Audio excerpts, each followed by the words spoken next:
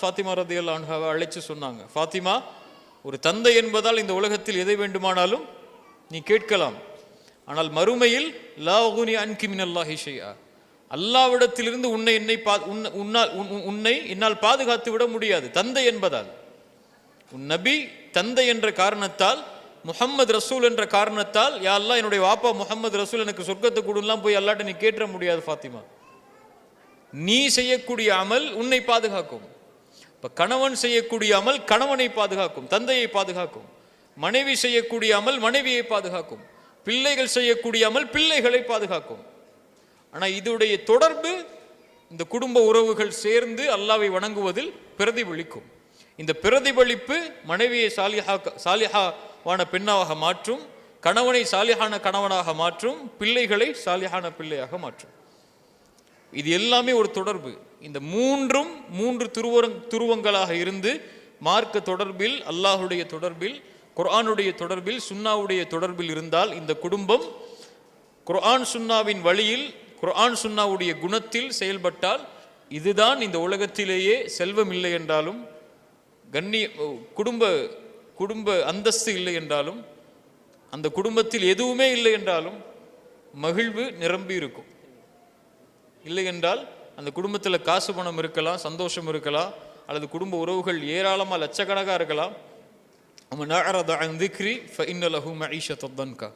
நெருக்கடியான வாழ்வில்தான் அந்த குடும்பம் இருக்கும், அல்லாஹ்வுடைய உறவை விட்டு தூரமாக இருக்கும் வரை. இதுதான் இந்த ஒட்டுமொத்த விஷயத்துடைய சுருக்கம். முடிச்சு கொள்ளலாம். அதாவது ஷேக் சொன்னதில் ஒரு செய்தி என்னென்றால், வாழ கற்றுக் கொடுக்காமல் வாழ்ந்து கற்றுக் கொடுங்கள். நீ வாழ், இப்படி வாழ்னு சொல்லி பிள்ளைகளை நெறிப்படுத்த தேவையில்லை. நம்ம வாழ்கிறது அவங்களுக்கு பாடமாக இருக்கணும். நம்ம வாழ்கிறது மூலமாக அவர்கள் கற்றுக்கொள்ள வேண்டும். வாழ கற்றுக் கொடுக்காதீர்கள், வாழ்ந்து என்ன செய்யுங்க, கற்றுக் கொடுங்கள்.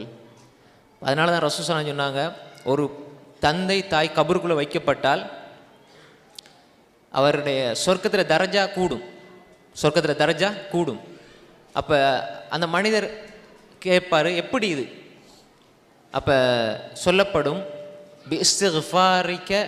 பிஸ்திக்ஃபாரி வலதிக லக், உன்னுடைய பிள்ளை உனக்காக செய்கிற இஸ்திக்ஃபார் தான் நீ கபருக்குள்ளே இருக்கும் பொழுது உன்னோட சொர்க்கத்தில் தரஜாவை கூட்டுதுன்னு சொல்லப்படும்.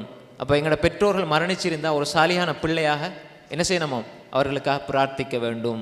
இந்த ஹதீஸ் ரவாஹு இப்னு மாஜா வஸ்ஸஹஹுல் அல்பானி, சஹீஹான ஹதீஸ்.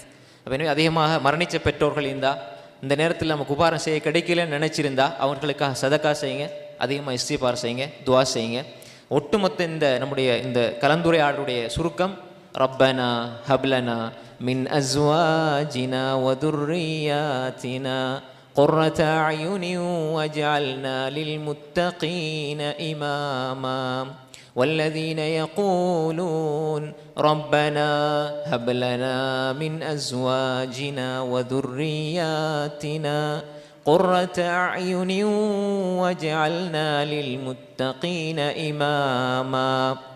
சூரா ஃபுர்கான்ல கடைசி வசனங்கள் எடுத்து பாருங்க. இபாதுர் ரஹ்மான் அல்லாஹ் பேசிக்கிட்டே வரான்.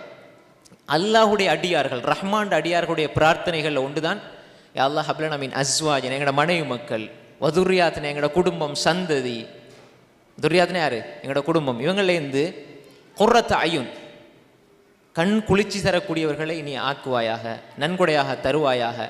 இந்த கணவன் மனைவி குடும்பம் பிள்ளைகள் மூலமாக எங்களுக்கு கண் குளிர்ச்சியை தருவாயாக. வஜஅல்னா எங்களை ஆக்குவாயாக, லில் முத்தகீன இமாமா, முத்தகீன்களாக இல்லை, முத்தகீன்களுக்கு தலைவர்களாக. அப்போ தலைவர் எப்படி இருப்பார்? தலைவர் எப்படி? அப்படித்தான் மக்கள் இருப்பாங்க. அப்போ தலைவராக இமாமாக ஒருவர் இருந்து அந்தளவு அவரிடத்துல என்ன பண்புகள் இருக்கணுமோ, முத்தகீன்களுக்கு இமாமாக இருக்கிறதா இருந்தால் அவர் எவ்வளோ பெரிய முத்தகியாக இருப்பார். அந்தளவு யா அல்லாஹ் எங்களை ஆக்குன்னு நம்ம பிரார்த்திக்கக்கூடியவர்களாக இருக்க வேண்டும்.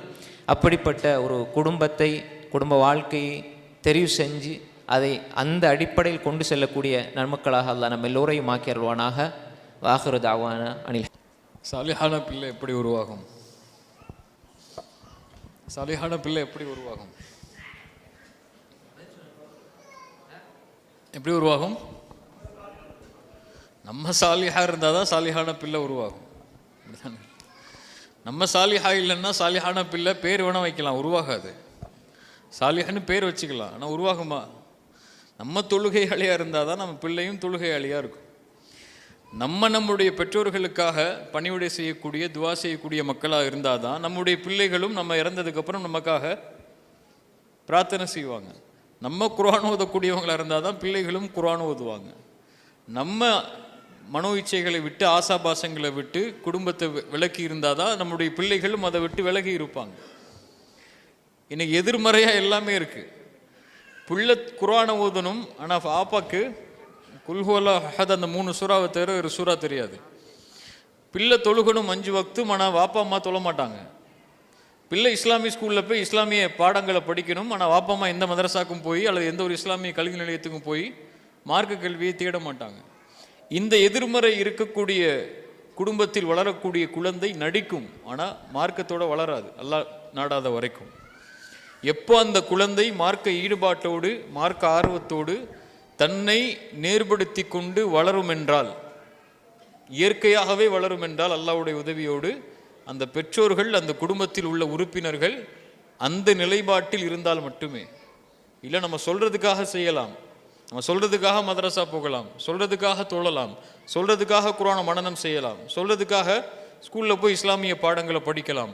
ஆனால் அது வாழ்வா மாறுமா அப்படின்னா, வாழ்வா மாறுறதுக்குரிய சந்தர்ப்பம் அல்லாஹ் அந்த தேர்ந்தெடுப்பில் இல்லை என்றால் காரணம் நம்ம தான் இருப்போம். நம்மை பார்க்காத, நம்மை பார்த்து வளரக்கூடிய குழந்தை நம்முடைய வளர்ப்பில் நம்முடைய செயல்பாட்டில் இந்த சாலிஹ் என்ற உள்ளடக்கக்கூடிய தன்மைகள் எதுவும் இல்லை என்றால் சாலிஹான குழந்தையாக உருவாக முடியாது.